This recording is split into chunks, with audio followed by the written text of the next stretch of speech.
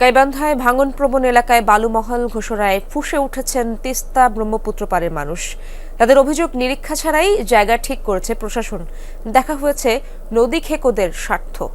জেলা প্রশাসক জানিয়েছেন, তদন্ত গণশুনানি শেষে চূড়ান্ত সিদ্ধান্ত নেওয়া হবে। তিস্তা ও ব্রহ্মপুত্রের ভাঙনপ্রবণ গাইবান্ধার কামারজানি ও চোরতাবাড়ি সহ কয়েকটি এলাকা শুধু বর্ষায় নয়, এখনও ভাঙছে কিছু এলাকা। সম্প্রতি কয়েকটি পয়েন্টে নদী শাসনের কাজ শেষ হয়েছে, অথচ সেই ভাঙনপ্রবণ এলাকাতেই 2 বালুমহল ঘোষণা করে প্রজ্ঞাপন দিয়েছে জেলা প্রশাসন।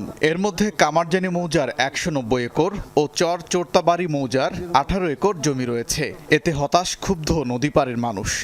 বালুমহল এখানে চলবে না, আমরা গরিব মানুষ, নদী ভাঙ্গিয়া এই বালুচরের উপরে আমরা বছর দুটা করি আছি, বাপদাদা সায় সম্পত্তির উপর ভাঙ্গি যায়, এদিক ওদিক যাই, ফির আবার এই জায়গায় আসি। এখন যাই হোক, এই জায়গাটা আমাদের থল হয়েছে। বালুদুল ভয়েট করেন, তাহলে আমরা এখন কোর্টে যা দাঁড়াবো? আমার তো দাঁড়ার মতন কোনো ক্ষমতা নাই।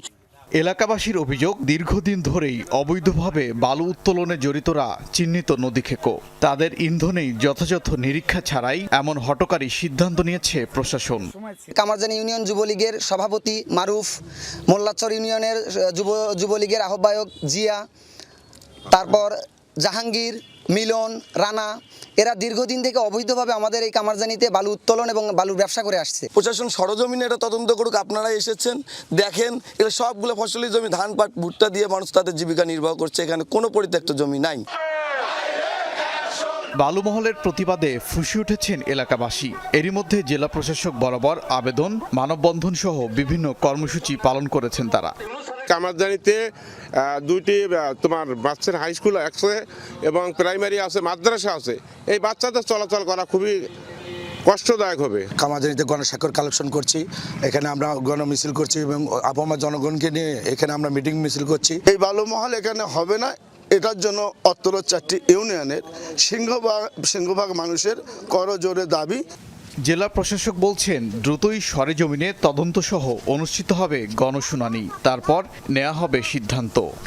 এক পক্ষ থেকে আপত্তি দিয়েছেন, তারাও একটা স্মারকলিপি দিয়েছেন, আবার আরেক পক্ষ বিরাট একটা গ্রুপ তারাও চাচ্ছেন যে এটা যাতে বালুমহল থাকে। তো আমরা 2 পক্ষকে নিয়ে একটা গণশুনানি করে আমরা একটা সিদ্ধান্ত নেব এবং ইতিমধ্যে আমরা একটা কমিটিও করে দিয়েছি। বসতভিটা, ফসলি জমিসহ পরিবেশ রক্ষায় দ্রুতই কার্যকর ব্যবস্থা নেয়ার দাবি জানিয়েছে পরিবেশবাদীরাও। ওবায়দুর রহমান, যমুনা নিউজ।